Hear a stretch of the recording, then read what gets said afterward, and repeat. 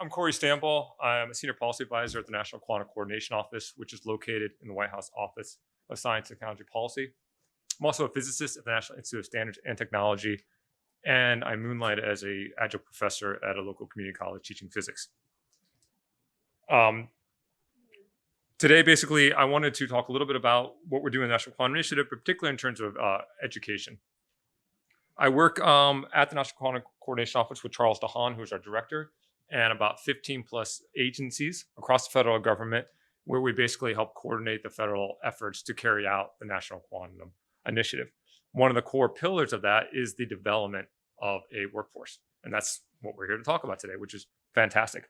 A couple of interesting things the National Quantum Initiative Act did for us, of course, was authorize NIST to set up the QEDC, which is the sponsor of this event and has a whole tack on workforce development, which is fantastic.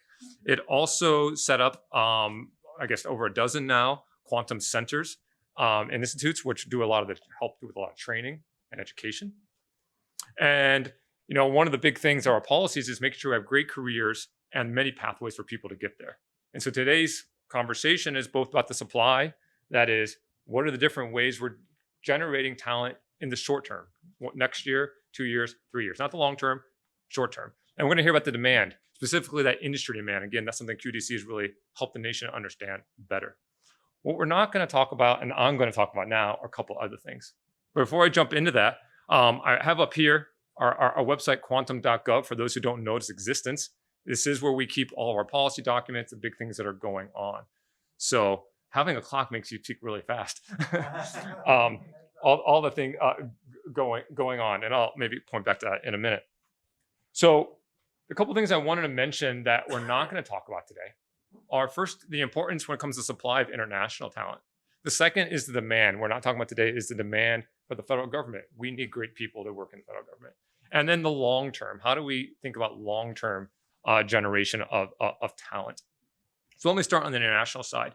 Up on quantum.gov, you can actually go, and we have a paper titled The Role of International Talent in Quantum Information Science. And it really covers just how vital and important having the flow of talent, both into the US, and I want to be very clear about this, and information and talent flow back out of the US is important to a global enterprise, right? We need to encourage that sort of flow so that all the great ideas can come in and out, and that builds a much larger, better ecosystem. Of course, we've heard talks, those of you at the QEDC plenary yesterday, from Deputy Director of the FBI and the people. There are concerns around technology protections. So the report says, how do we do that balance? How do we ensure we have the flow of talent in and out while making sure that people are working in a fair, competitive, open system? So that's just one area. The second one was, I mentioned about the needs of the federal workforce, right? We need a domestic pipeline. A lot of the federal work requires US citizenship and some other burdens, let's say, on hiring people. And so we're always thinking about how we can bring talent in. And it's really critical we have that talent, because we think about why we're here today. It's because around 30 years of sustained investment and R&D by federal employees and federal connected entities. So you have the research going on, the NIST and the DoD. You have program managers from NSF, DARPA, IARPA, several of the DoD labs, DOE.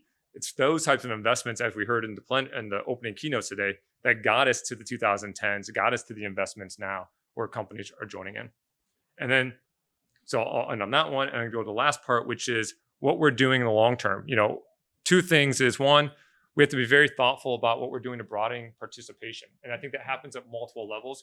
I think companies need to think about what they're doing in terms of bringing a broader group of people in terms of their diversity, how they're addressing equity and inclusion. But we can also think long term. How do we start to shift the people who are coming into the field? And so one of the things we did was set up the National Q2B partnership as a model. It wasn't meant to be the only way, but it's a model of good practices we can undertake to connect to a larger community. And so what this does is it allows us to work on teacher development so teachers can talk to the students about opportunities in the future. It provides hands-on learning opportunities through funding and other mechanisms of hands-on experiences in the classroom so students can play around quantum and have an idea. It also provides us a way to take our core concepts and connect them to current learning objectives. So teachers, we're not talking about making new curriculum in high school, but if you're learning probability, probably good to know how it's great for this future job. That's a really low barrier, but it's enabling. And also keeps us from being restrictive to only the top schools can do it. Any school can connect with them like that. And then finally is careers. We want to highlight great careers. So I'll highlight on this website here, one of our partners, Intel, made a bunch of videos of great women in Intel doing quantum science. And so highlighting all the great roles and the diversity in those roles that people are seeing are there.